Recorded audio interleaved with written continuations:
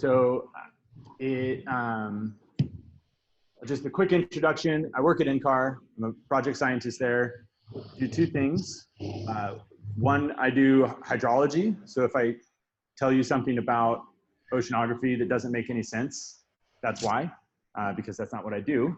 And I also work in this kind of big data climate analytics space. So I work on Xray and Dask. These are two tools that I'm going to talk about today. And I'm one of the core contributors on the Pangeo project. Ryan Abernathy, who was here on Monday, gave a talk. He and I work closely together on a lot of this stuff. And I'm kind of filling in for him. So if it goes poorly, blame it on him. So what are we going to cover today? We're going to cover three things. I'm going to try to keep it simple. We've got 90 minutes to go over these things. So we're going to start with Xray. We're going to talk about labeled n-dimensional data sets and a data model that Xray has that looks a lot like NetCDF, which is something you all are familiar with, I assume, and a computational toolkit that is built on top of that data model that allows you to do really expressive analysis workflows in Python. Then we're going to talk about Dask. We're going to start with Dask's out-of-core parallel arrays. So I'll tell you what that means later.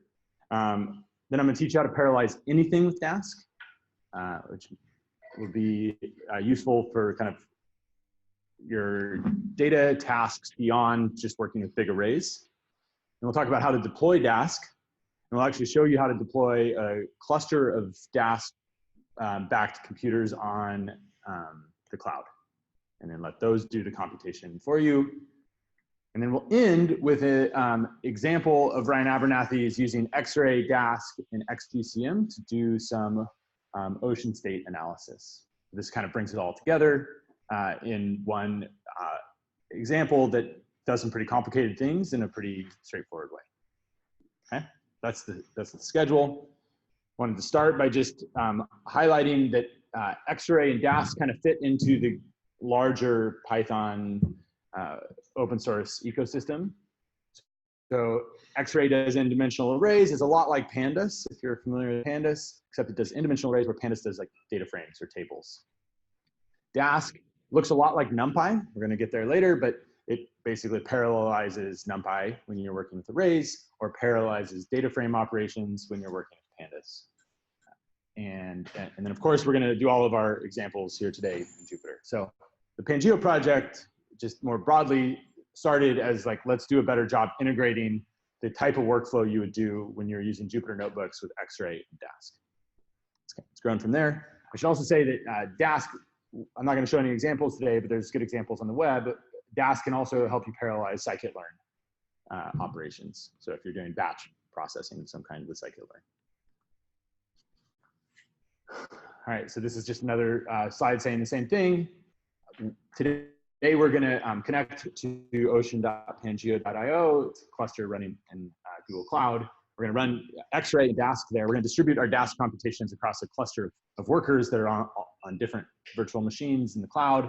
And then we're going to access data that's sitting in Google Cloud storage. So the data sets are going to be fairly large. They're not going to be on the same file system that your notebooks are running in. And so we're going to talk a little bit about analysis-ready data when it comes to thinking about big data or data at scale. So if you are the sort of person who likes to take photos for reference later, this is the resources that we're going to go through. If you already click the links in the NB Get Polar links, you already have this. But the first set of materials, we're going to run two notebooks out of the Pangeo tutorial. That's the Xray and Dask tutorial. And then we're going to move over to the Pangeo Ocean examples, and we're going to run the eco-v4 example there. So we're going to use ocean.pangeo.io, and then the Slack channel, the everyone channel has the links. So let's do that now. Everyone should click those. And we have a few setup tasks that will make our life a little bit more seamless in a few minutes. So I'm going to switch over here. Believe it or not, I already did the, let's make this full screen. We'll make some font size changes. So we're going to start in the Pangeo tutorial. There's a directory there called notebooks, and you can open up the Xray one. I'm going to change some font size, get rid of this. We're also going to open up the Dask one, and I'm going to just tell you to run a couple cells, and we'll come back to them. Actually, we'll just run the first cell. You can just do that now. So this is a cell. Where is it? It's pretty far down on your screen. Oh, it went immediately. That's fantastic. Okay, so this won't happen for all of you, but I might have been first to the party. We're going to run the first cell that creates a cube cluster and then scales it to 4 workers. This is in the Dask notebook. If you look at me when you have that done, I'll know that you've succeeded. And if it's not working, raise your hand or like flap your arms. Someone will come help. Got this. Let's see if she.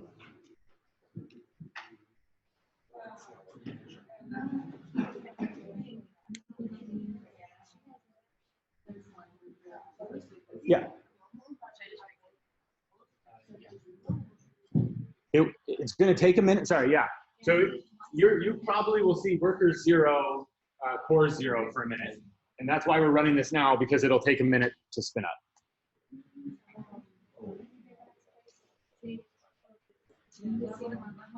No, I'm not going to just explain what cube cluster is yet. We're just priming the pump here. So I just want this to work for you in like 30 minutes when we get to the Dask part of the tutorial. If you go back to the Dask notes, yeah, I don't have them. Did you run the first cell? So just run the first cell. It's gonna. First cell being from Dask distributed in 4 client. This one here. First code cell. The first code cell. It's going to take a minute. It's going to say 0 workers, 0 cores. That's okay. Eventually, it'll say 4 workers, 8 cores. Okay. I don't see any more hands up. The confusion is intentional here, I promise. All right. So at this point, we're going to switch back to the Xray tutorial, and we are going to go through just the Xray. There's no Dask, no cube cluster. There's nothing here that we need to wait for, so we can get started. So let's start with what is Xray. Xray is a Python package that does n-dimensional arrays and data sets in Python. Obviously, I just said that. And it builds on top of the NetCDF data model. So we can have a collection of different variables. So in this example, I have a 3-dimensional data variable called temperature, another one called precipitation. I have 2 variables that are going to be 2-dimensional coordinate variables called latitude and longitude. And I might have some dimensions, x, y, t, and even a reference time. Okay, so this should be fairly familiar to kind of earth scientists that look at physical quantities, one kind or another. And what we want to do is be able to expressively represent this in Python. We're going to use Xray to do that. And so today we're going to cover a bunch of things. I'm not going to go through the entire set of learning goals, but it's going to include creating data sets, how to index expressively in Xray, how to do computation, basic arithmetic, and then some more advanced reduction and broadcasting operations. Then talk about plotting, and then some even more advanced group by, resample, rolling mean, that sort of stuff. Okay. So Xray has 2 main classes. It has a data set and it has a data array. So the data array is a single variable. You can think of it as a single variable. This might be precipitation. And it can be n-dimensional. So you can have 3 or 4 or 5 dimensions, whatever it is. If you're familiar with NumPy, it's kind of a wrapper around a NumPy-like array. It can also hold metadata. And that metadata could be coordinate information, could be attributes like units or other descriptors. Then there's a data set. It holds multiple variables. It's like a dictionary in Python, but it kind of coordinates all the metadata of the data arrays it holds. This is a container of data arrays, and their coordinates and that sort of thing. So if we start by just looking at the data array, it has a few attributes. It has values. Like I said, this is like a NumPy array. As we'll show later, this could also be a Dask array, or potentially it could have other types of arrays. It could have a sparse array or a GPU array. These are things that are kind of coming down the pipe in the Xray feature set. Then it has dimensions. So the dims attribute will return a tuple of strings. So it might say, you know, it's a 3-dimensional array. It has X, Y, and Z. These are the actual names of the dimension. For ocean data, it might be like latitude, longitude, and depth. Then it has chords. So chords is a dict-like thing, like a dictionary that has you know, 1- or 2-dimensional or 3-dimensional, n-dimensional coordinate arrays. These could be like an array of date-time objects, or it could be latitude, like the actual number, numeric representation of latitude and longitude. And then there's attrs, which is the attributes attribute. And this is a dictionary of kind of arbitrary metadata that you can add to this. So we're going to spend most of our time with the data array. This is kind of the fundamental building block of Xray. And then, like I said, a data set is just a collection of these data arrays. So we'll start just here. So let's go ahead and run the first cell. And hopefully this works for everyone. If this errors for anyone, it's because you left your Jupyter session running all night and you didn't get the new environment updates that I pushed around midnight last night.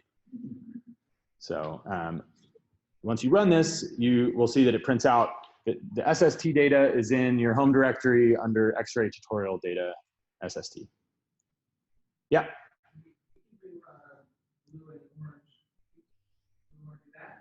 Sure. Yeah, you guys have those. I see them. Yeah. So if you don't have them, I'm fine with like hands raised too, but I will keep an eye out for blue and orange. What does blue and orange mean? All right, great. So I'm really looking for orange. That's the put the brakes on. Great. Okay. So orange or hands will make me stop. Blue, I'll ignore, and I'm just going to continue. Okay, so we downloaded some data. We'll get there in a bit. That was just a setup for later. Let's just look at a simple function in Python. We'll calculate the sign. We can inspect what this actually looks like. So this is just an array of numbers. There's no metadata associated with this. It's just the sign from -pi to pi. There's 19 values here. With the Xray data array, we can just wrap that array by just calling data array. And now what we have is a data array that has the same set of numbers in it, same array of numbers, and it has a dimension.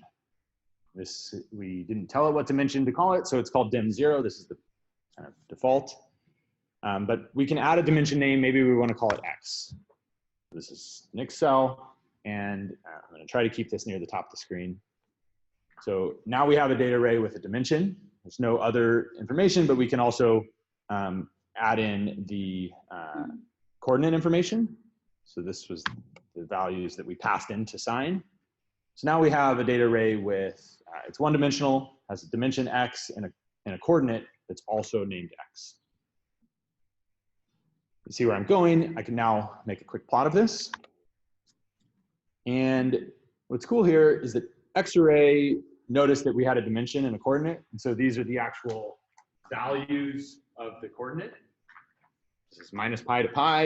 And then it also labeled the X dimension for us in the plot. So in this case, it's also X. So this is just a primer on what a labeled array would look like. And we can treat this data array like we would a normal NumPy array. We can index into it. Let's just get the 10th point, 10th item. So we see the value. This is now a scalar data array. It's like a 0-dimensional data array. We can get the first 10 items just like we would. So we can really treat this as a NumPy array if we like. I'm going to show you next how we can treat it as something more elegant by using the metadata we actually added there. So now what we want to do is get the value of this data array at 0. So this is, now I've said select the point where x equals 0. And you'll see that the value is also 0 there. No surprise. We can also select a slice of data using, now these are using the values of the x coordinate, right? So I'm going to select from 0 to pi. And then I'll plot that. So this is just half of what we had shown up here. And I just want to highlight the big difference here. So if I had taken, remind me what the name of this is. It's F, right? So if I had tried to go from 0 to pi, this is going to break, right? I can't index with a float. So it's basically saying it has to be an integer in NumPy, but in Xray we can use real values to describe our indexing operation using the coordinate. I'll remove this so I don't end up with that later. All right, so let's do some basic computations. Now I can multiply my data array by 2, or I can raise it to the power of 2 and then add 1. This just created a new data array with some new values. I can make that plot. Okay, so now the scale has changed. We can, as an exercise, we'll take a quick break here, let people work on this. We're gonna multiply these two data arrays together.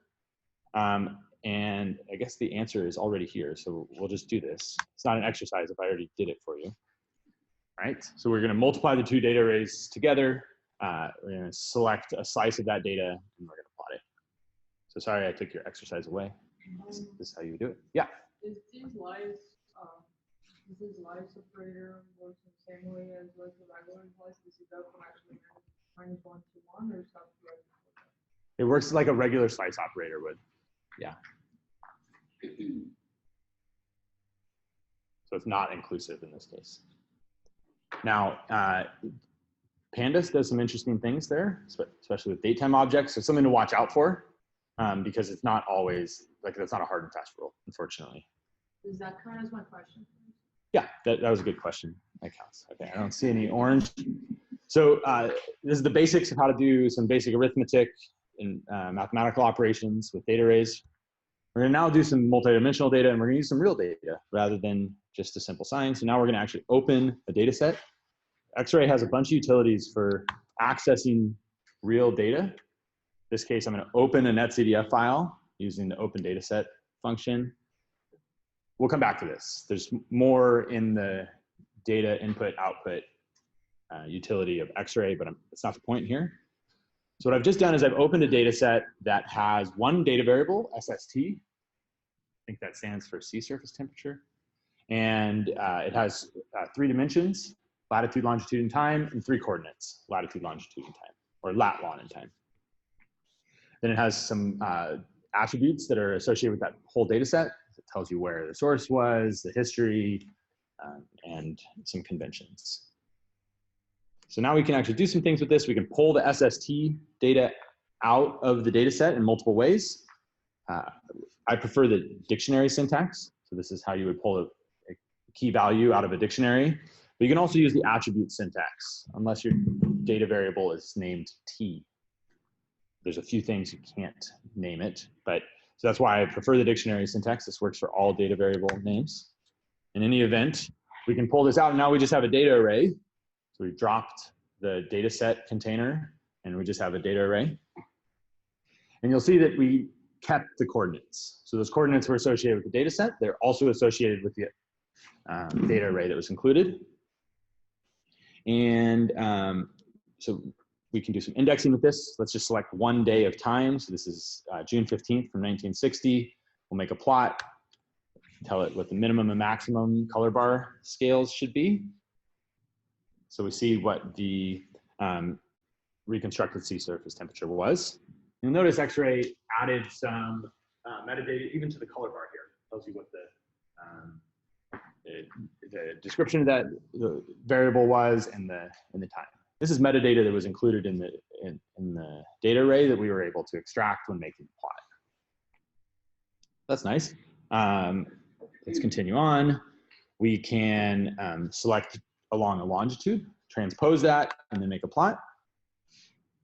Okay.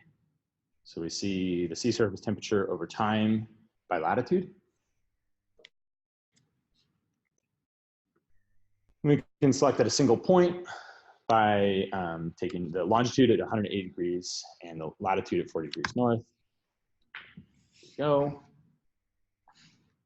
So we see it got warm for a while, and probably the summer. Okay. So this is, yeah. Oh, sorry, like going back to the data array. Yep. What happens if you multiply two data arrays that do not have the same coordinates, but they're the same size? That's a good question. So which coordinates will keep like the result? It's a good question. I don't recall all of the broadcasting behavior here. The key point is X-ray is going to try to align those coordinates first. And so you'll probably multiply like some missing values by some missing values and not get what you want. So yeah, it's not like NumPy where the shape is the only thing that matters. In this case, the coordinates matter. So yeah, if you're going to do some arithmetic on two data arrays, they need to align. But it will give you something, like it's not going to bring up an error. It probably will if there's no overlapping data. But we should try. This would be a good exercise. It's a good question. Okay, so now let's move on to some label-based reductions. So we can just take the mean of this whole data set, and we see that 13 degrees, what the mean of that whole SST data array was. But we can also take the mean along a dimension. So here we'll just make a plot. This is the mean for that year that we had opened. And I'll notice that I'll direct you, instead of saying axis equals 0 or axis equals 1 like we would in NumPy, now we said dimension equals time. So this is a much more expressive way of describing, and where the time dimension is, or the time axis in our data array is something you don't have to track. That's something that X-ray does for you. What is the sum of the time frame data? Yep. So X-ray has missing value support. So most reduction operations will skip missing values. X-ray uses NANDs as its missing value, and we have NAND safe reductions. So they would take the mean across the time slices that had data. It would skip those other points. That's a flag you can control in numerous ways.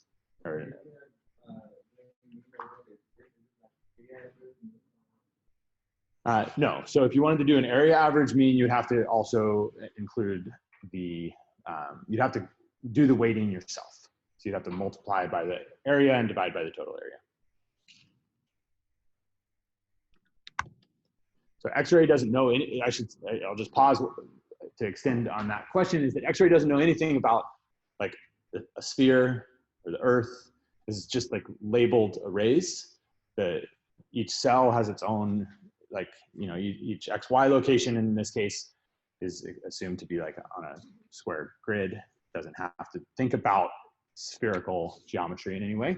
So if we can build tools on top of X-ray that care about that sort of thing. Okay, so what I've done here is I've taken the mean along the longitude dimension. I've made another plot, looks similar to what we had before. So this is the zonal mean.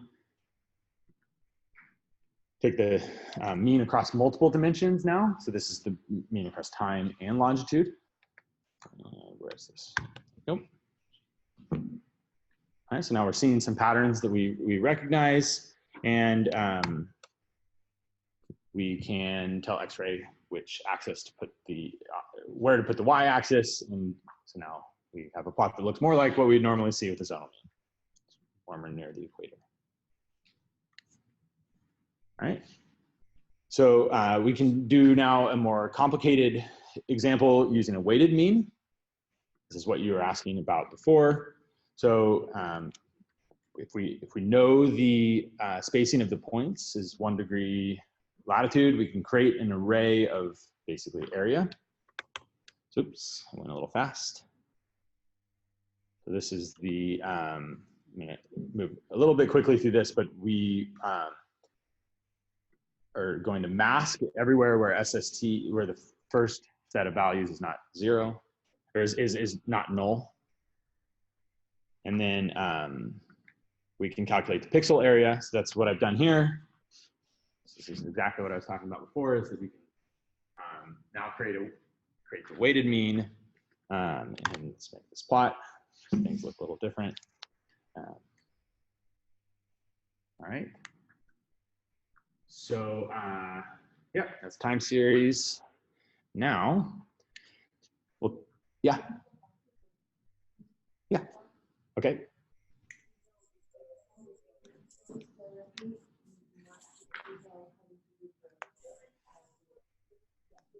Yep.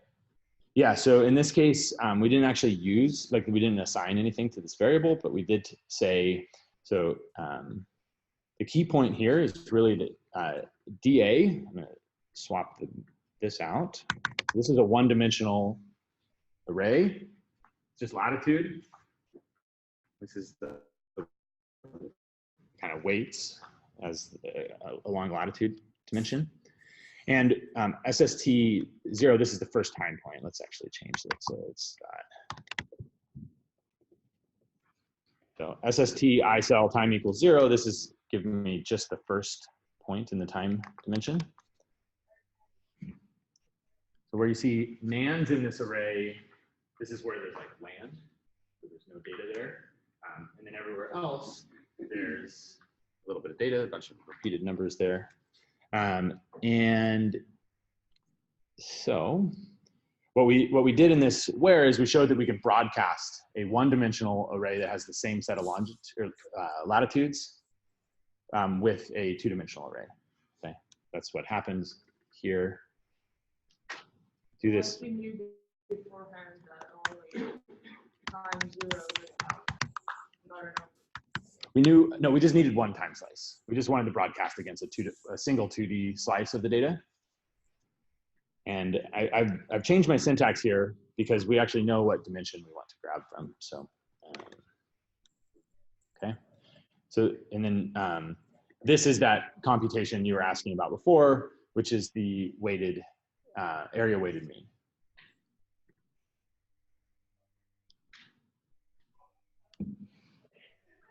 So the next thing is a 2 or 3 minute exercise to find the maximum temperature in a box spanning some coordinates.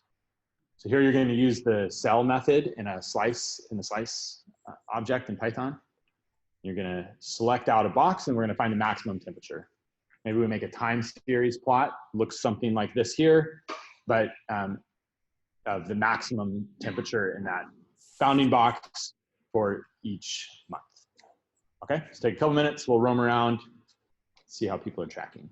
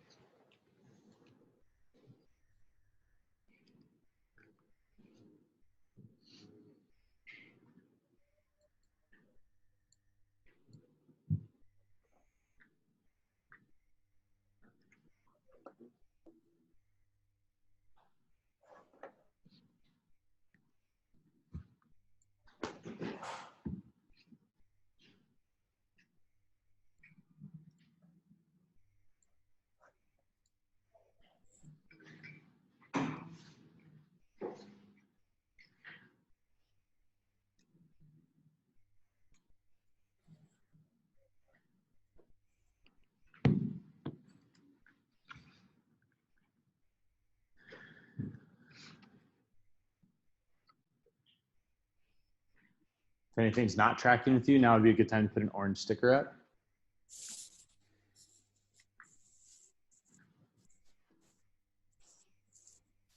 Stop sharing for a moment. Get the answer.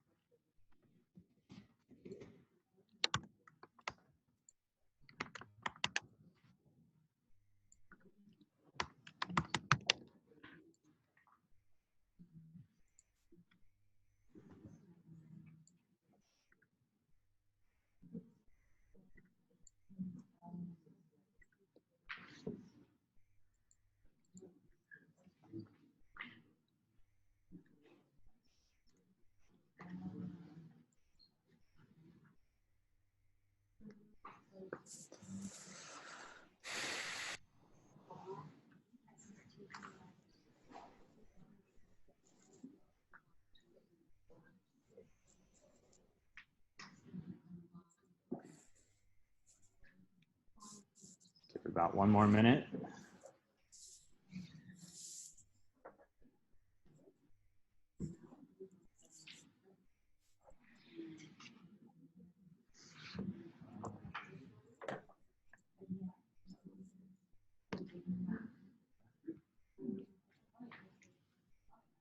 Okay. So I'm going to spill the beans and show you how I did this. Then we'll move on. I want to make sure we get to the really fun stuff of this tutorial, which is when we do X-ray and gas stuff together.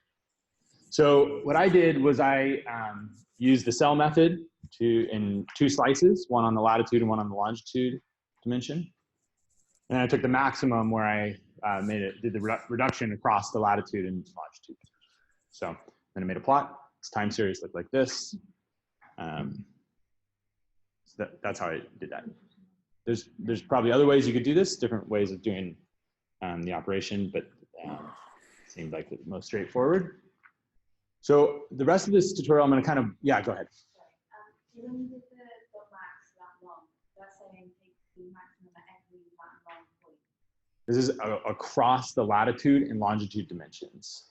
So I'm going to collapse those dimensions and leave whatever dimensions are left. In this case, it's just time. Yeah. Is there a good way to know when you have to dim equals to, or I feel like sometimes if you take a mean, you say mean equals to. Yeah. Okay, so let's do this. I'll just make a little. Ah, come on. It doesn't want to do it for me. So, it's not going to work. Okay. Yes, there's a good way. The docstring for the maximum, the max attribute, I've now lost my screen, which is going to take me a minute to fix, but it's going to tell you that the first argument there is dim.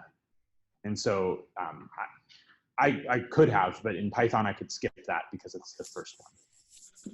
And it doesn't want to show me the docstring for whatever reason. I would get the doctrine by question mark. Yeah, there's various ways. Oh, actually, I can do a tab complete and it'll work.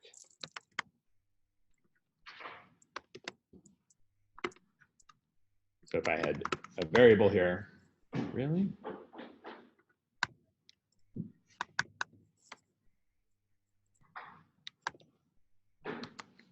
There you go. So yeah, the first is dim here. And then you can also say axis. You need the order of your axes. You can tell it whether or not to skip an A or missing values, and then additional arguments that'll be passed to the maximum. So.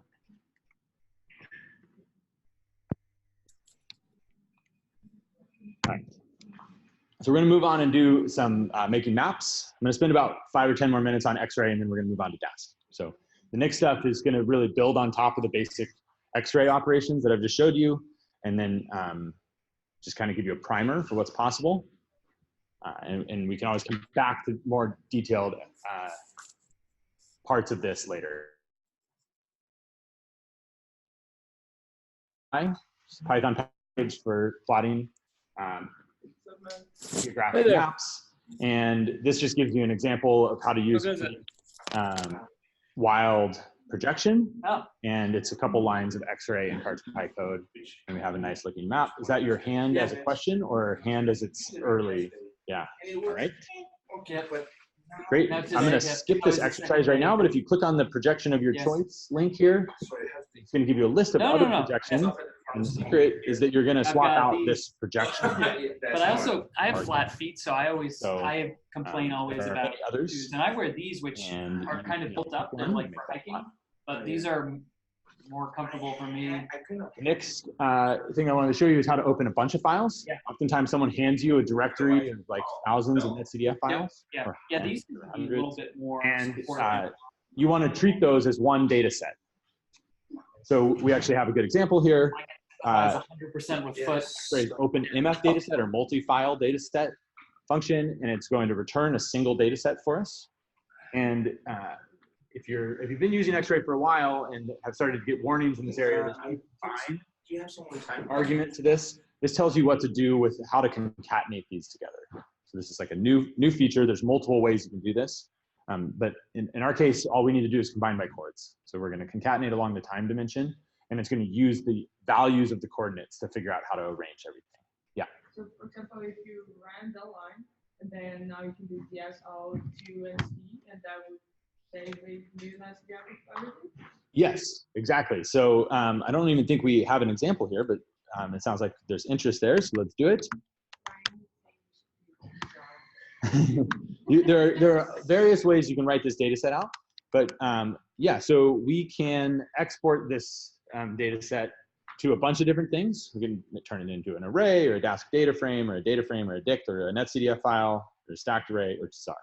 In our case, we'll do netcdf and we'll call it tutorial data.nc. And I just wrote a netcdf file, just like that. And that represents all of the time slices that were a bunch of files before as one data set. And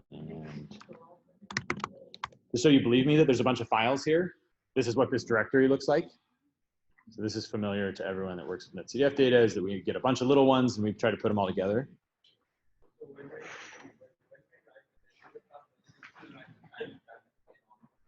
Yeah, all the metadata, it's just now one data set instead of a bunch of. You're gonna have to repeat it in just a second because there was a cart wheeling through the room.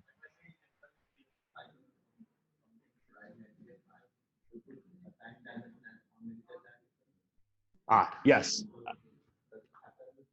Yeah, so I can do something like unlimited dims here in time. And now I have that being my unlimited dimension. Okay. You have to specify. Xray itself doesn't have the notion of an unlimited dimension. That's a feature of the HDF5 library under the hood of netcdf that allows you to append in various dimensions. Xray doesn't need that. We can append in other forms. We don't have to call it. Yep, all of that is included in the data set and it gets written to the netcdf file. Okay, a few more kind of high-level utilities that Xray has that are really useful. Here I want to say aggregate by month.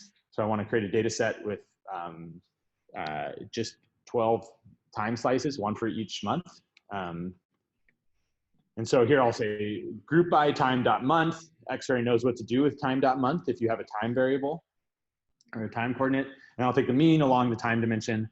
And so now I'll have 12 months instead of a bunch of time, a full time series. As a primer for our next tutorial, you'll see this now says this is a Dask array. Okay, the Dask array has a shape. You'll also notice this went really fast. The OpenMF dataset by default returns a Dask array. So this is a lazy array that we're going to talk about a bunch later. But we haven't actually done any of that computation yet is the key here. We'll do some computation now. It's really quick in this case because the data set's really small. This computation actually calculates the difference in the June versus July sea surface temperatures. So I'm gonna keep moving pretty quick here. That's the group by functionality.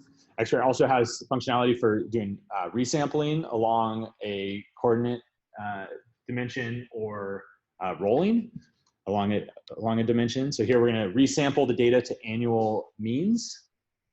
So we didn't weight these means by the length of the month or anything like that. We just took the all 12 months and we took their mean.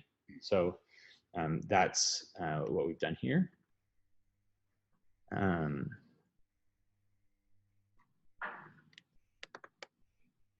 We can plot this. Let's see really quickly. So now we've plotted the full data and then the annual mean. So it's a little hard to see on the screen here, but the yellow line is the annual mean, and then the blue line includes all of the full time series of monthly data. We can also calculate the rolling mean in this case. So we're going to take a 24-month rolling mean, and we'll make a plot of that. So did Xray keep all of the group by and all of the functionality that Pandas has? So the question was, did Xray keep all of the group by and resample functionality that Pandas has? Yes and no. So there are Xray tries to replicate a lot of the Pandas API. So if you're familiar with Pandas, you'll say, oh, look, I can do this over here at Xray too, in a lot of cases. There's sometimes where Xray goes further and sometimes where it doesn't make sense to go as far. So it's not perfect parity. Okay. Yeah. So the last thing, which I'm going to leave for an exercise for later, but is something that is really trivial to do here, is to calculate the INSO index. So we know the NINO 3.4 bounding box, which is kind of a similar exercise to what we did earlier. And then how to take a running mean we can do. And then I've provided a little snippet of code here for how to extract a published version of this data. And you can actually verify for yourself whether or not you can calculate the INSO 3.4 index with this data. So just to show you what this would look like. If this is in Pandas now, okay, so this is the actual data from NOAA, and you can calculate this with Xray when we have time for a little bit longer exercise, but you should be able to fit it in here in about 5 minutes. Okay, so we're going to take a break for questions, and then we're going to switch over to the Dask notebook. Just a general question. So I guess I kind of understand I guess there's some differences, as you mentioned, between Xray and Pandas, and it seems like, especially if you're dealing with large data sets, there's a benefit with using Xray. But I'm wondering, like, if I'm going to just mess around with some data that's not like huge, is there a particular reason why I want to use one or the other? So Pandas is going to be great for tabular data. So things that have maybe a time index and then a bunch of variables. So something that would fit in Microsoft Excel or something like that. Xray is going to allow you to do multidimensional data. So Pandas used to have an object called a panel, which is kind of their n-dimensional container. And they've removed that in favor of Xray. So that's the big distinction between those two. Xray has some other nice features that you can do tabular-like operations with Xray as well. So, yeah. So, like, if you were to open this NetCDF, which is a fragment NetCDF data set, the live command would be loaded as variables. Yep. So, like, I'm just curious as to like what Xray does to put that as coordinates. Yep. So we follow the CF conventions pretty closely here. So if you have a dimension and a variable that have the same name, and they're one-dimensional, that becomes a coordinate dimension. Also, if you have an attribute on your variable, say SST, called coordinates, and it says my coordinates are supposed to be latitude and longitude, or X and Y, then we'll interpret those as coordinates. Yeah. All right, other questions on Xray? Yeah. Yep.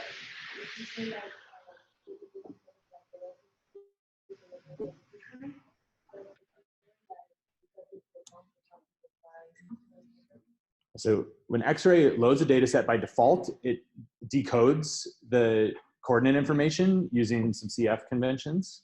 And so when Xray actually goes to combine data sets, or when you're actually working with a data set that's been decoded, you're not working with a time since your reference time, but you're actually working with a datetime object.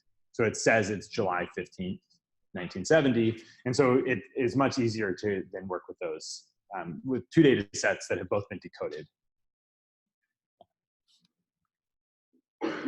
Okay, let's switch over to the Dask tutorial, and we'll run through this.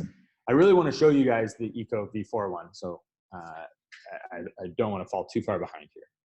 So if you came in late, you missed the opportunity to spin up your cube cluster ahead of time, but that's okay. And you can start now. It might take a few minutes, but things will get going. So let's start by just talking about what Dask is. So at the highest level, Dask is a library for parallel computing in Python. It provides some really high-level data collections that have some really nice parallel out-of-core functionality. When I say out-of-core, I mean we want to work on data sets or arrays or data frames that are larger than the memory of our computer can handle. So this computer has 64 gigabytes of memory. I want to work on, say, a terabyte. How am I going to do that? And I can do that with Dask. So it has a Dask array. This is what we're going to mostly work with. This is what Xray uses under the hood. And then there's the Dask data frame, which is basically a parallel chunked version of the Pandas data frame. So there's a bunch of good resources out there. There's a repository called Dask Examples that has a bunch of these, including some with Xray data. What we're going to do right now is we're going to take this cluster that we started earlier, and we're going to connect to the dashboard. And that's going to just help us get some intuition about what is happening behind the scenes when we do an operation with Dask. So everyone can click on this dashboard link. It doesn't show up as blue right now, but you can click on it, and it's going to open something that looks like this. All right, and then what I want everyone to do is actually copy this URL, go back to your Jupyter Lab session, and then on the left, there's the Dask logo. And it actually, sometimes it's going to auto-populate. In my case, it did here. This might not have worked for you, but there's a little Dask logo. It's called the Dask Lab extension, and it's going to open a pane that looks like this. If there's not already a URL in the top, you can paste it in here, like so. Hit enter, and then all these buttons should turn orange. And now we're just going to click on a few of these. Let's go ahead and click on progress, graph, profiling task, task stream. I actually don't care about the graph one, so we can get rid of that if you want to. All right, once you've done that, we can close this sidebar. And I'm just going to go full screen again, and then I'm going to arrange these windows, over here on the right.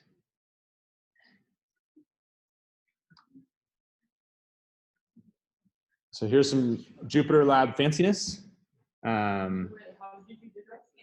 So you can grab a tab in Jupyter Lab, and you hold down or like continuous click on it, and then you can drag that tab somewhere else.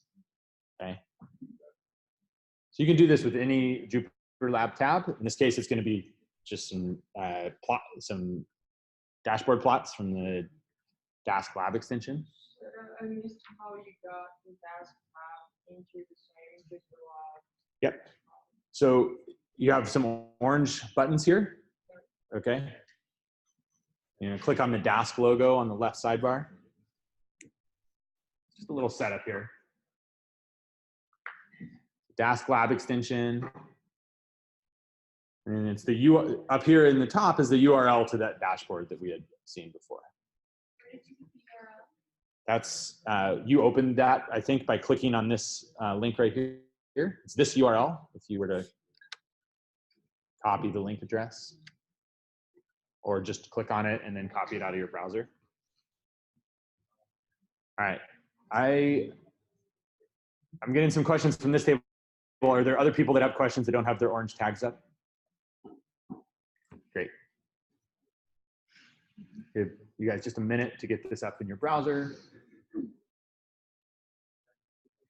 So this URL will only work for me. Yeah.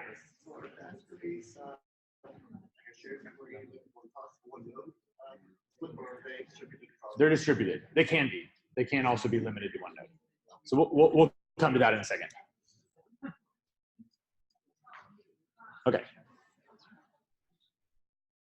So does everyone have the dashboard up now? If we're having trouble with the lab extension, we can just use the dashboard in a separate pane in our browser. Okay, so let's run the second cell. So this just connects our user session to that cluster. We're going to come back to like Dask clusters and clients and all of that at the very end of this notebook. These are kind of how you use Dask, but not what Dask is. So we're going to try to separate those two. Mine is hanging. for some reason. Terrifying. Did the second cell run for anyone else? It did.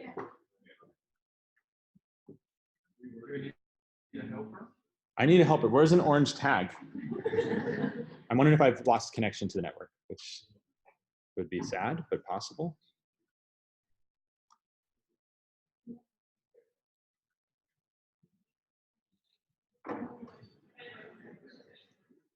Of course, live demos always fail.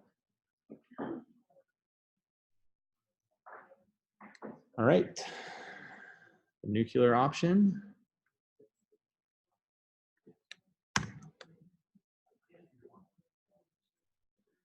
Hopefully I get some workers quickly here. All right, I already have one. One is enough. Four would be better, but one is enough.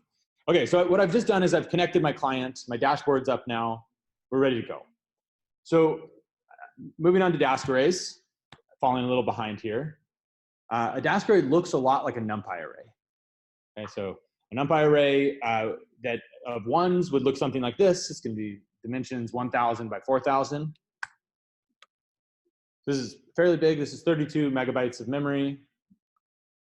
And it's in the memory of the same computer that my notebook, my Jupyter notebook is running. Okay. So we can prove to ourselves that it's 32 megabytes. I can do the same sort of operation and replacing NP, or the NumPy library, with the dask array library. And I get a different repr here. You'll notice there's no ones actually in it, like it's not an array of ones yet. It's a dask array. And the dask array has some different features to it. It tells you about its array, so it's still a shape 1,000 by 4,000. This is one task to create this array. It's also one chunk, so we haven't actually split this array into many pieces yet, but it also shows that it's 32 megabytes, and the chunk itself is a NumPy array. So this helps illustrate this point, which is that a dask array is a collection of NumPy arrays most of the time. It also could be the collection of other types of arrays, but for our case, it's the collection of NumPy arrays. I see your hand. You don't need to worry about the orange thing. You have a question? No. Okay. So that is, that's a dask array. It's a collection of NumPy arrays. What we can do is actually chunk that array of ones. In this case, we're going to make those chunk sizes 1,000 by 1,000. And so we're going to end up with 4 chunks. Dask helps us show that. It says 4 chunks, it's 4 tasks. When Dask goes to create this, it's going to create 4 1,000 by 1,000 arrays. And then logically, it shows them to us as one array. But in reality, it's 4 separate arrays that Dask will do any coordination when we do operations on it. So it's not until we do something like we call the compute method on this array that we actually do any creation of a bunch of ones. So we can do that now, and things happen. Things happen quickly. This is a cheap operation, but you can run this a bunch of times. And it'll flash on your screen that it did some tasks, and then those tasks will be done and it'll go off.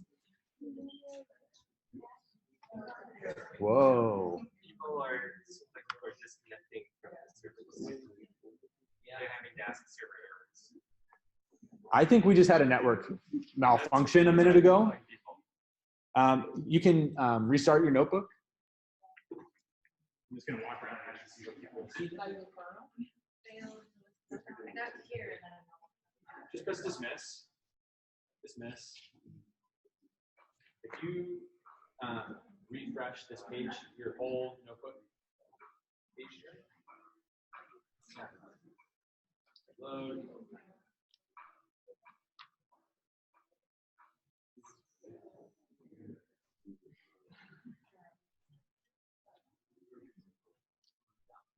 Here's ran.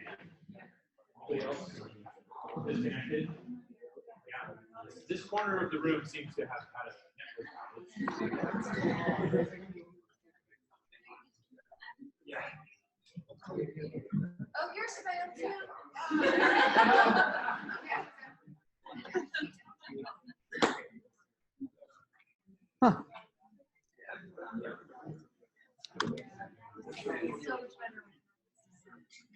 It's great. I redid mine, but it's still not starting.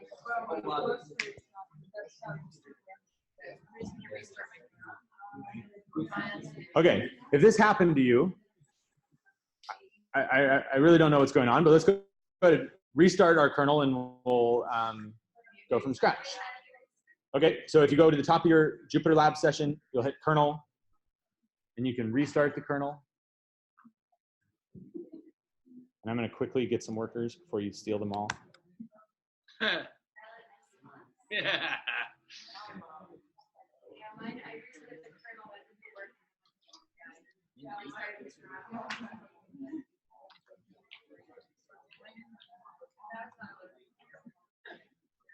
Joe broke the internet.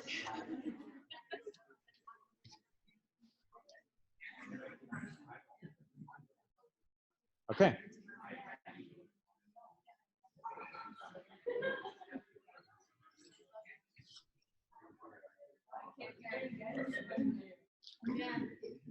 Can you get to ocean.pangeo.io? Okay. I think we're having some network problems, which definitely makes it hard to do a remote demo. Let's see. I would like to still be connected. This is my preference.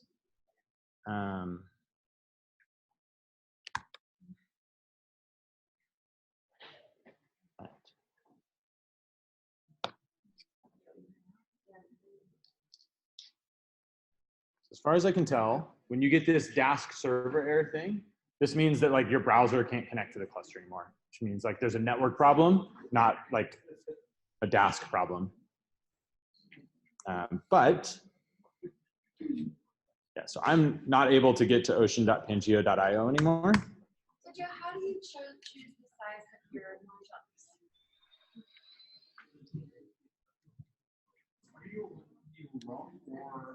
I'm on the University of Washington.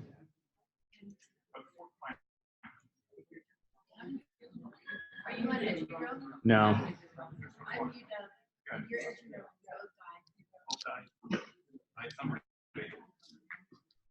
Well, they are the same network. Yeah, they're the same, but I have better wrong property and everybody's getting here. All right. I'm gonna oops.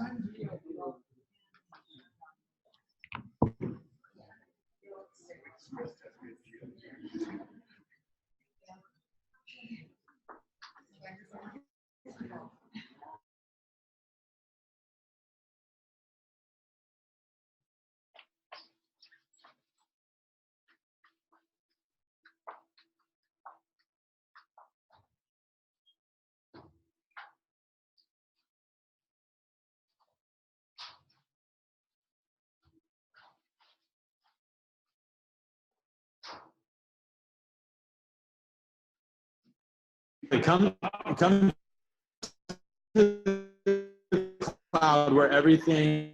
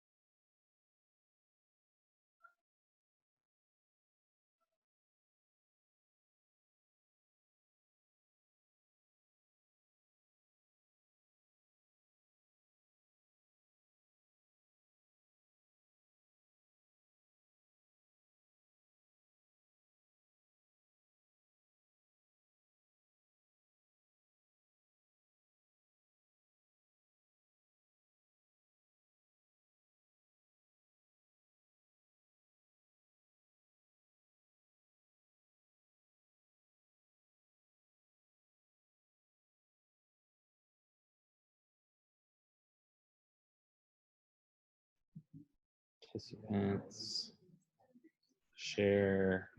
All right, we're back. All right.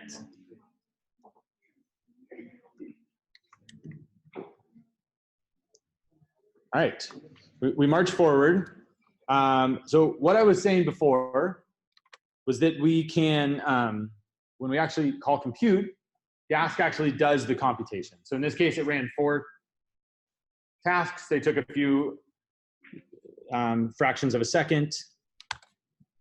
Dask has a method on its objects called visualize, and it helps us actually see what it's doing under the hood.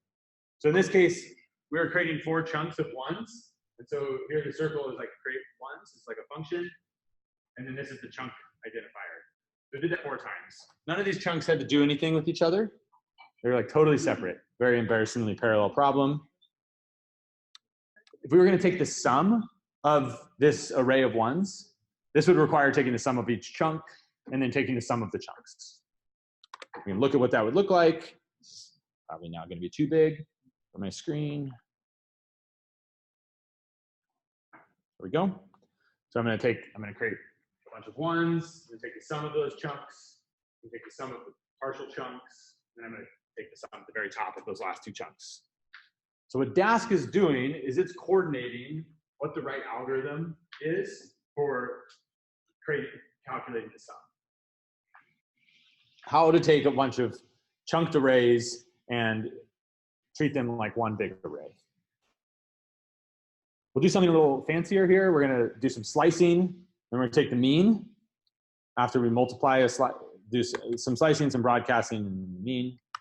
See if we can get this all into one thing. So now we actually have some communication.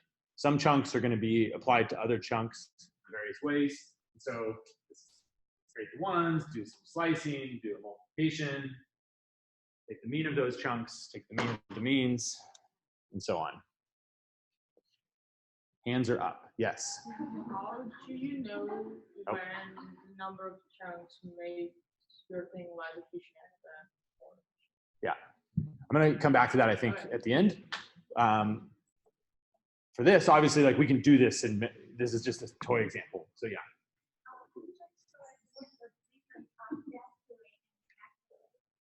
Yeah. So a Dask array is a parallel n-dimensional array, but with no additional metadata. So there's no coordinate information, there's no dimensions. It's just arrays of numbers. And they have 4 parallel arrays of numbers. Okay, so let's do something much larger now. We're going to take a 200,000 by 4,000 array, and we're going to create this array with the same chunk shape as before. So this one array is 6.4 gigabytes. That at least on the virtual machine that your notebook is running in, you wouldn't have enough memory to create this array in physical memory. So we can now do that same fancy calculation, and you'll see things kind of scrolling by on the screen. It did a bunch of processing, okay? And we can actually look at what those are. There's the red is always communication, and then you'll see that I can't do it here. There's creating the ones and transferring, calculating the mean, et cetera, et cetera. Okay, so this is all the calculations that were done on a very large array. So we just processed 6.5 gigabytes in like a second. That's like pretty fast, but we can do much cooler things. So Dask allows you to do reductions just like you could in NumPy. And so we can take the mean across axis 1. When I go to plot this, here I'm not calling compute, I'm just saying I have this array and I want the numbers out of it. When you call plot, eventually it needs some numbers to make that graph. And so it automatically coerces that data to a NumPy array, and then we get this highly descriptive plot of what happens when you take the average of a bunch of ones and do some things. So the main point here is that you don't have to call compute. Sometimes compute happens when you need the data. Key point. So that's Dask array. To go back to the question of the difference between Xray and Dask arrays is that Xray data arrays can include a dask array as the container where the data is. Okay, so if we go back to, well, I had to restart my kernel, probably not running anymore. Probably break something by trying this.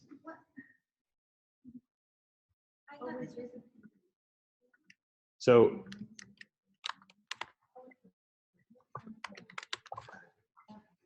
what I just ran here was I took the SST data from our example in Xray, and I pulled out the .data attribute. That's a dask array. Okay, so that SST data was represented as a dask array. Behind the scenes, you were treating it as a normal Xray data array. In the behind the scenes, it was a bunch of dask arrays that had been concatenated together. So if you were to do a calculation on a NetStep file that you read it with Xray, you don't have to like load it as a dask array because it's already. Yep. Okay, I'm going to skip through this parallelize anything part of Dask pretty quickly. What I want to mostly tell you is that there's something called Dask delay. And it's a tool that allows you to take any Python function and make it lazy. And then you can actually build your own Dask graphs, like we were showing before, out of delayed objects. So here is just a really simple example where I have an increment, a decrement, and an add function. I put sleeps in there. So this will actually make functions go slower so that we can actually see what they do. And if we run all three of them, it'll take a second. It took 400 milliseconds to run these, which is about sleep 0.1, sleep 0.1, sleep 0.2. And there's that little 1 millisecond of overhead that was incurred in doing this operation. So we can annotate these same functions with Dask delayed. So delayed takes a function and returns a lazy function, does the same thing. So now we have a new increment, decrement, and add function. Just wrap those. Now what I can do is I can run that same function. And you'll notice if we go back to the logic that's in these, is that increment and decrement can be done in parallel. They don't require each other's input, but add requires both of those tasks be done first. So we can do this. We'll see that this took just 300 microseconds, but didn't do anything here. It took longer to plot the numbers on the, show the output than it actually did to run those functions. And that's because what we really did was we created a Dask task graph that looks something like this. Increment and decrement are two separate functions. We're going to take the output of those and we're going to give it to add, and then add will give us our final result. And we can run that in parallel, and you'll see some things came up on the screen as it ran all three. The key point is down in the bottom right of my screen. It ran these two tasks, the green and the purple, at the same time. And then it ran the third task afterwards. There's a little bit of red here, which is the transfer. It had to collect these two in one place. Amanda. Yeah.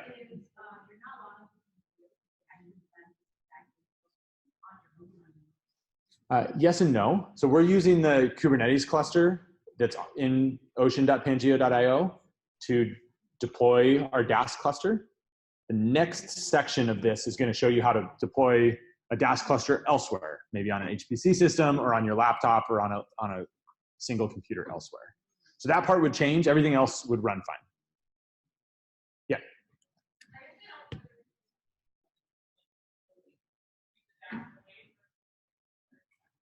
Yeah. So in our case, like it's a very trivial example of we have two things that need to be done and then one thing that needs the output of those. Those two things can be done in parallel. So oftentimes we have a workflow that doesn't really fit as an array job. Like it's not a task that is an array of numbers, but it's run this model and take the output of both of those and put it into a third model. And so that's when you would use Dask delayed. You could also do it in serial without Dask at all. You could run the first one, wait till it's done, run the second one, wait till it's done, and then take the output of both of those. So this is just a way to speed up that workflow and distribute it across one or more computers.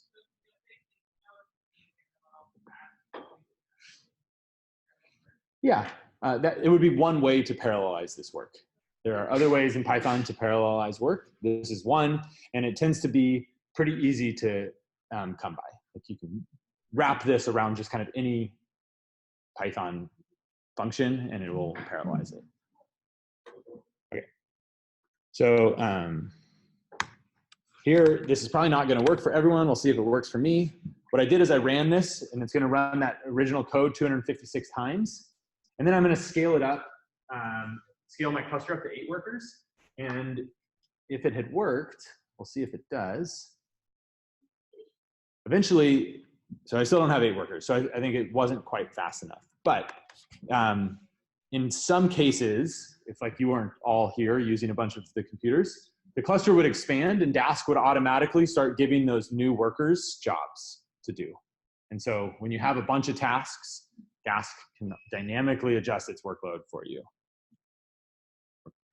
Question? Maybe you're going to talk about it later, but like, how do you relate? I guess I don't really understand what a worker is. How do you relate a like worker to like CPU core, but like what's Yeah. Okay. Perfect segue to Dask deploy, which is the next section here. So Dask itself can run on a single computer, and its default scheduler for things like array processing is a threaded scheduler. So that's going to run on one computer. It can use multiple threads. So that's kind of like the default way to deploy Dask. We're using something called Dask distributed and a third-party library called Dask Kubernetes that allows us to take our Dask jobs and distribute them across many clusters, or across many computers in a cluster. So there's a bunch of ways you can do this. Dask has like kind of 3 levels of single machine schedulers. The scheduler is what decides like where to do the work and what order to do the work in. So there's a single threaded scheduler that you might use for debugging. So this is going to be no parallelism, but it will execute the graph in the same fashion that it would have otherwise. There's a multi-threaded scheduler. So this is a just many threads, one computer, one Python process. There's a multi-processing scheduler. So Python has a library called multi-processing. It's another way of running parallel workloads in Python. And Dask can use that library to do the same sort of things we've been doing, but it will use, you'll have Dask as the front end, and then it'll use multi-processing as the back end. That's how to do this all on one computer. Dask distributed is a library that's built on top of Dask. It uses Tornado, which is a Python library for communication over a network, and allows you to connect computers that are beyond yours. This, you can also deploy distributed on one machine. Dashboard. So this dashboard is all Dask distributed stuff. I'm going to scroll down a little bit. There's a bunch of distributed clusters. There's a local cluster. So if I created a cube cluster, a local cluster, then I could have said I wanted 4 workers that all run on this computer here or on ocean.pangeo.io's notebook node. And then there's a client. And the client was something we ran before. This connects your user session, like our notebook, to a cluster. It could be a local cluster, or it could be a cube cluster or a Slurm cluster or something like that. There's also, so there's Dask Kubernetes. This allows you to deploy Dask on a Kubernetes cluster in the cloud. Then there's Dask Job Queue. If you work on HPC systems, Dask Job Queue allows you to tell the job queuing system to deploy Dask workers on a bunch of nodes on your HPC system. So where I work at NCAR, we have a big supercomputer called Cheyenne. It has PBS. I log into my Jupyter notebook, and I deploy a Dask cluster using the PBS cluster. And I say I want 6 workers per node, and I want each of those workers to have 40 gigabytes of memory, and I tell it all of the specification I want. And that's something that's somewhat learned, but also people in your organization probably have seen examples of how to do this. And so there's good documentation on all of these links here for how to configure these things. Okay, question? Efficiency or overhead-wise, how is Dask compared to NPI? Yeah, so the question was, how does Dask compare to NPI for Pi in terms of efficiency? So in many cases, so Dask does have overhead. It's going to have a little bit more overhead than kind of the hardcore HPC MPI for Pi applications. But the coding overhead is much lower. So like the actual, like how long does it take? If your jobs or your tasks in your graph take, you know, many, like hundreds of milliseconds to seconds each, then the overhead, it becomes negligible. So the trick in kind of designing your graph is that you want your tasks to be big enough that they take a while to run, maybe a second or so, or longer is good too, but small enough that you don't end up like overwhelming your computer's memory. And so you can kind of create small chunks that fit into memory that take a while to compute on. And there's always a tipping point, and it kind of depends on what kind of machine you're on and what kind of what your task load is. You and then you. So. It's like for someone just starting out with this, like you would recommend figuring out how to approach it. So I think for most people here, I would approach Dask through Xray. I'd create Xray data sets using OpenMF dataset. There's also a chunk method in the creation, like on the data array, that allows you to chunk your data even if it's not already a Dask array. And I would run your tasks that way. When you feel like you need to scale out beyond a single computer to run that set of tasks in Xray, I would look into the local cluster, or whatever compute resources you have. So a Dask job queue or a Dask Kubernetes cluster. So that's where I would start.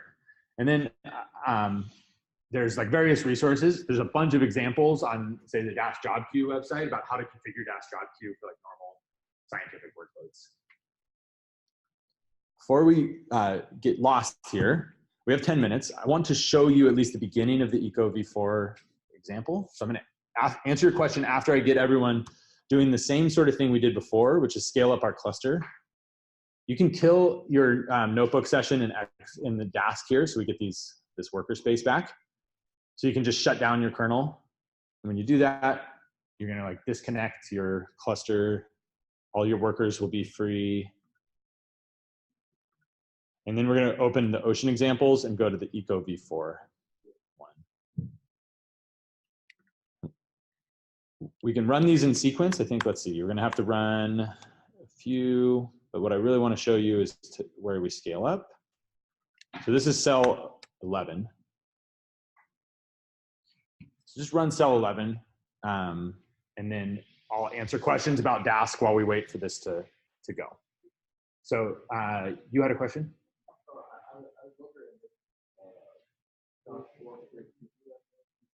It works with what? Yeah. So the question is, does Dask work with GPUs? And so just recently, the answer is yes. So you can have a distributed array of GPU arrays. So a distributed Dask array where each chunk is like a CuPy array. This is like a really new feature. I haven't used it myself, but it also works with cuDF, the data frame library that is backed by CUDA. So zoom the screen so that it's easier to read.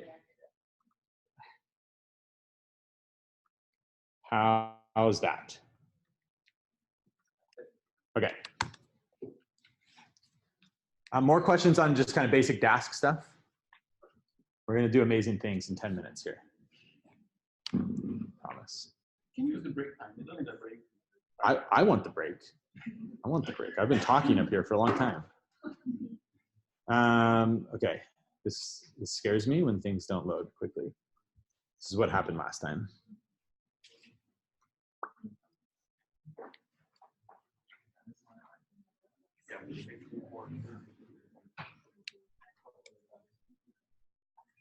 This is what happened before. What's going on? Like, I don't know, connect. It's saying restarting right now.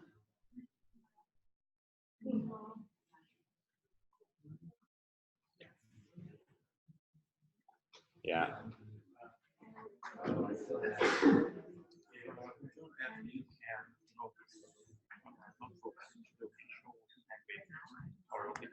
If you don't really have, don't want to do that, just send a link to me and I'll do it. Yeah. yes. I mean, they're both on the Pangeo site, so I'd rather them stay there, but you guys can copy them. Yeah. Okay, so I've had another network thing where I'm not able to connect anymore.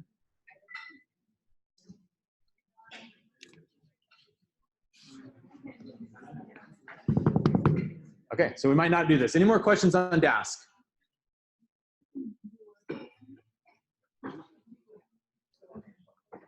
This hasn't happened. There's been no network problems the last couple days, as far as you know.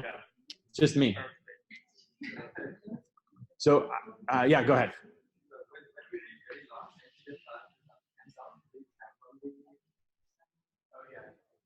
Yeah, so the question is whether or not when you're using Xray to open a lot of NetCDF files, can Dask read in parallel? Is that the right, did I get your question right? The answer is yes, if you're using one of the schedulers that's not the threaded scheduler. So if you're using Dask distributed or the multi-processing scheduler, then yes, Dask will read in parallel a chunk from this data set, a chunk from that data set.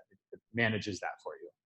The reason it doesn't work with the threaded scheduler is that there's a thread lock on the NetCDF library or the HDF library. So, all right. Believe it or not, I'm not connected to ocean.pangeo.io anymore.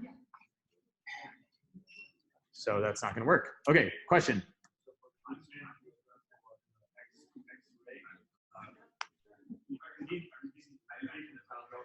You speak up, everyone else be quiet so I can hear. Okay, so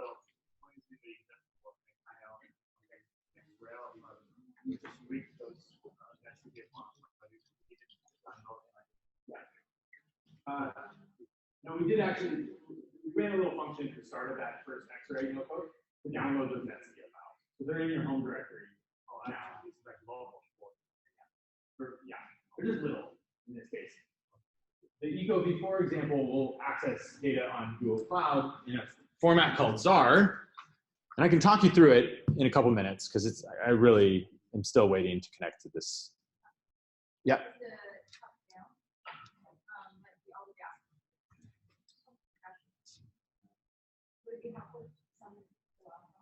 I don't think so.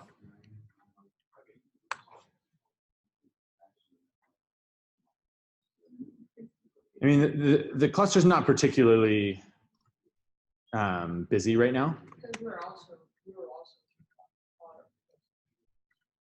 Yeah.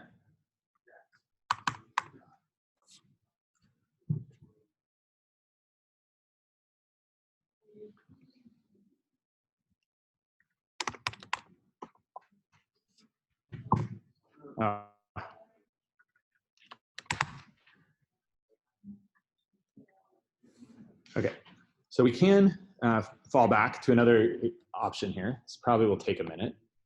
So in the meantime,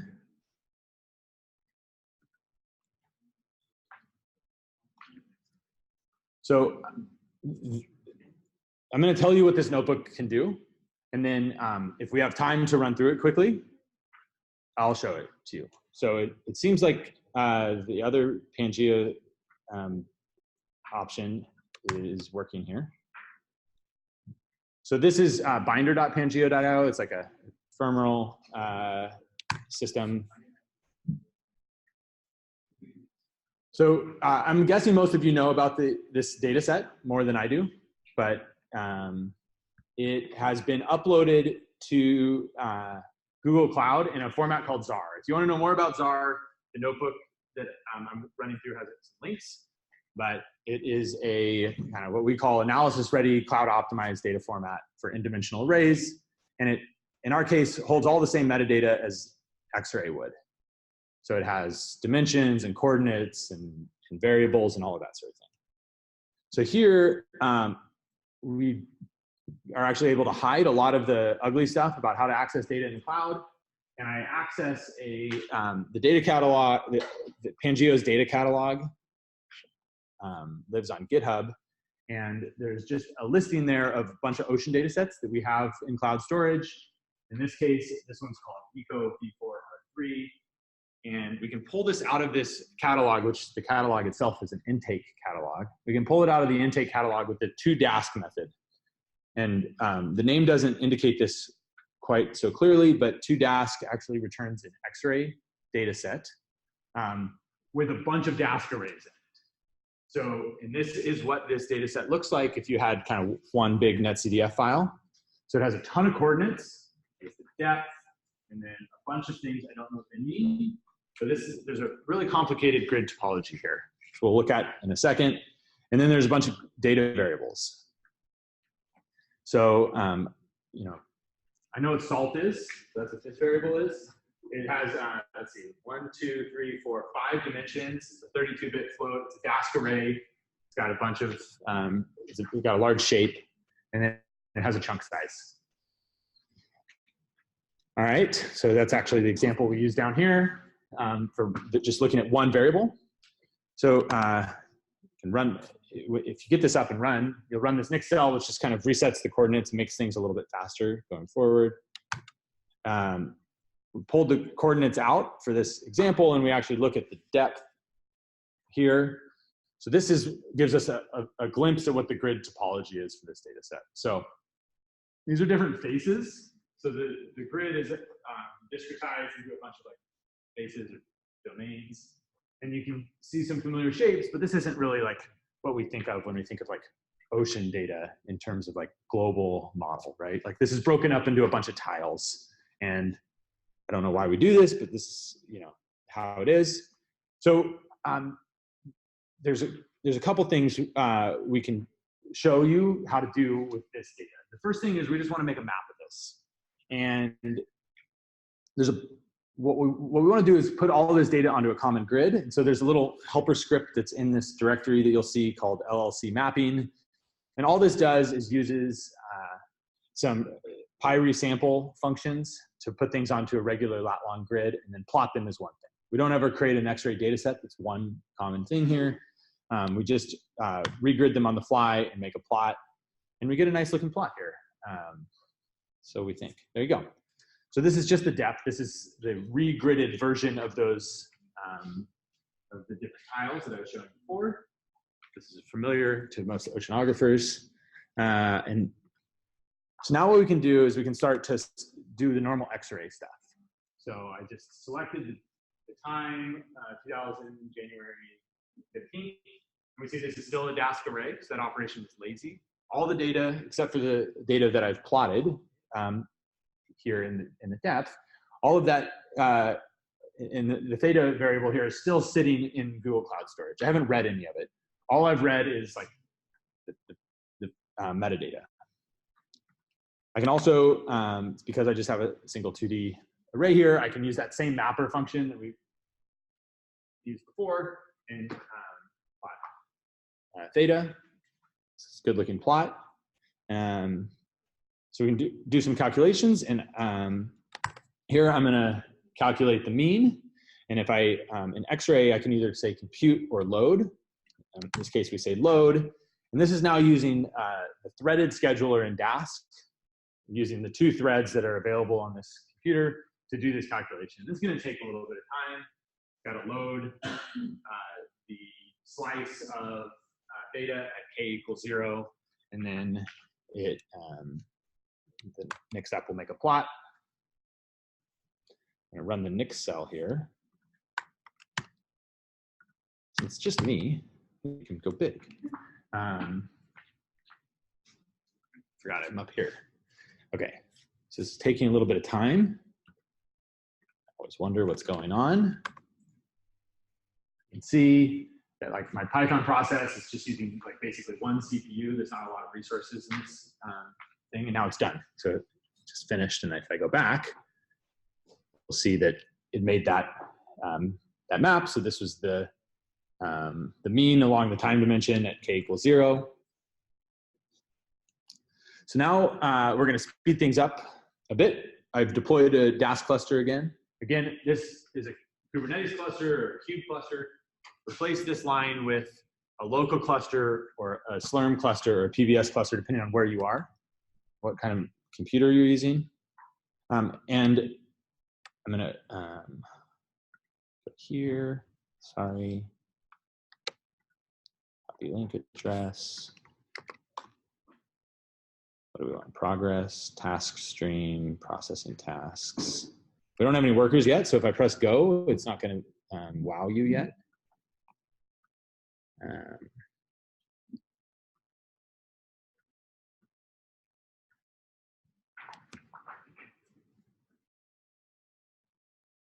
right.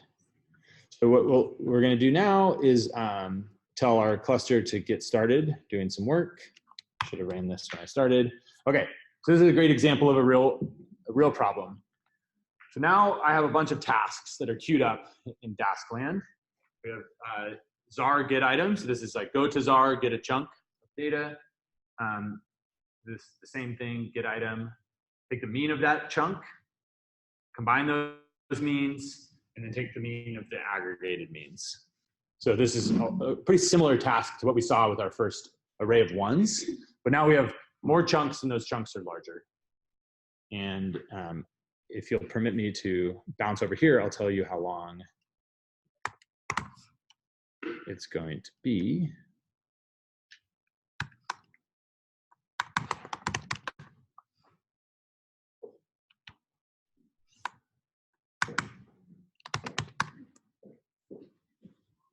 So my container is creating. It's just going to probably take a minute. So we'll just continue on with the demo, and we will notice when things start happening. So the rest of this notebook does some science stuff. We're going to do a spatial integral of the heat content anomaly, and then look at the heat budget. So because Dask is lazy, I can like kind of continue on here. Oh, we have a worker.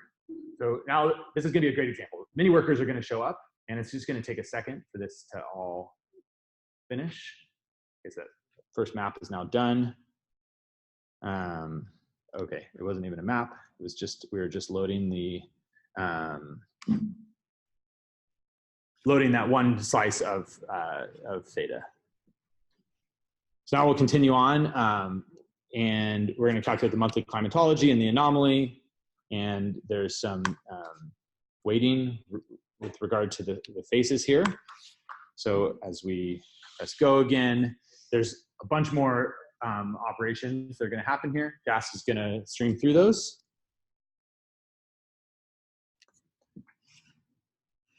The final bit of this gets much more complicated. So we're going to take some spatial derivatives, and to do that, we need to actually combine all of those tiles. We can't treat them all separately. And so there's Ryan Abernathy and others have created the XGCM package. So this is a way of representing complex grid topologies with X-ray-like data. And so there's some like what will probably feel, oh, go away. There you go. A little ugly. This is the topology here. So this is like the connectivity between all those faces. Like if you're going to put the puzzle back together. This is how that would work. And so XGCM, basically, once you can define the topology, you do this once, and you can create a grid object that knows how to represent all of those. Yes? So for the test stream, does it have a legend or description for colors? You can hover over them, and you'll see the different colors. They also match the same colors that are in these two boxes. So when the thing's actually running, it's easier to tell the difference. But these panels empty when they're done, and this one doesn't. So, but yeah, you can, red always means data transfer. So we had a bunch of data transfer in this one. We were like reading data from Google Cloud. Okay. So I don't use XGCM all that often, but the main point here is that we like created a bunch of new axes here. They're like synthetic grid object axes. And we can then take that and calculate our heat budget terms. So for the sake of time, I'm going to let you guys come back to this afterwards. I just want to show you what happens when we actually. So XGCM allows you to do things like take the difference of a 2D vector, and then and calculate those things for like some odd grid topology. So I've already started this stuff, and I'm now falling behind in my explanation. But so what we're going to do here is like make a bunch of plots of the convergence of the effective flux, the diffusive flux, the net horizontal flux, and then there's one at the bottom, the surface heat flux. And so you can actually calculate all the terms of the heat budget yourself. Yeah.